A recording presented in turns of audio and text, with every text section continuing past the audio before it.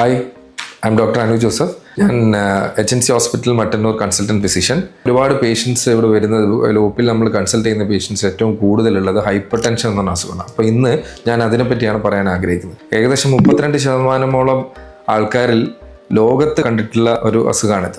അപ്പം എങ്ങനെയാണ് ഈ അസുഖം മനസ്സിലാക്കുക? ഒരു ഡയഗ്നോസ്ഡ് ആവാത്ത ഒരാളെ എങ്ങനെയാണ് നമ്മളിത് മനസ്സിലാക്കുക? എന്തൊക്കെ സിംറ്റംസ് ആണ് ഇയാളിൽ കണ്ടുവരുന്നത് എന്നുള്ളതാണ്.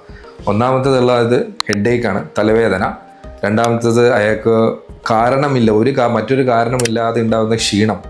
മൂന്നാമത്തേത് വിഷൻ പ്രോബ്ലംസ്, അതായത് കാണുമ്പോൾ തെളിച്ചമില്ലായ്മ അല്ലെങ്കിൽ ഒരു ഡബിൾ വിഷനായിട്ട് കാണുക. നാലാമത്തെ കാര്യം എന്ന് പറയുന്നത് തലകറക്കമാണ്. പ്രത്യേകിച്ച് ഒരു കാരണവുമില്ലാതെ ഈ 4 സിംറ്റംസ് കാണുന്നുണ്ടെങ്കിൽ നിങ്ങൾ റെഗുലറായിട്ടൊന്ന് BP ചെക്ക് ചെയ്യുന്നത് നന്നായിരിക്കും. അപ്പം ഒരു മരുന്ന് സ്റ്റാർട്ട് ചെയ്യുന്നതിന് മുൻപ് എങ്ങനെയൊക്കെയാണ് ഈ BP കൺട്രോൾ ചെയ്യുക എന്നുള്ള വഴികളാണ് ഞാൻ ആദ്യമായിട്ട് പറയാൻ ഉദ്ദേശിക്കുന്നത്. ആദ്യത്തെ കാര്യം എന്ന് പറഞ്ഞാൽ റെഗുലർ എക്സസൈസ് ആണ്. അതായത് ഒരു ആഴ്ചയിൽ 30 മിനിറ്റ് ഡെയിലി എക്സസൈസ് ചെയ്യുകയാണെങ്കിൽ സിസ്റ്റോളിക് ബ്ലഡ് പ്രഷർ അതായത് 10% കുറക്കാൻ പറ്റുമെന്നുള്ളതാണ് വേൾഡ് സ്റ്റഡീസിൽ നമ്മൾ കാണുന്നത്.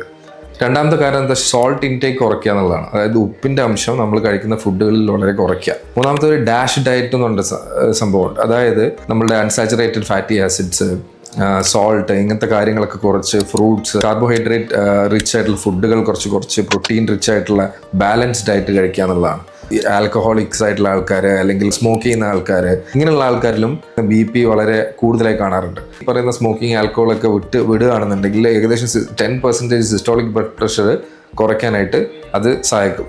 അപ്പോൾ ഇങ്ങനെയുള്ള കാര്യങ്ങളൊക്കെ ശ്രദ്ധിച്ചു കഴിഞ്ഞാൽ നമുക്ക് ഹൈപ്പർ ടെൻഷൻ എന്ന അസുഖത്തിൽ നിന്ന് ഒരു പരിധിവരെ മാറി നിൽക്കാനായിട്ട് സാധിക്കും.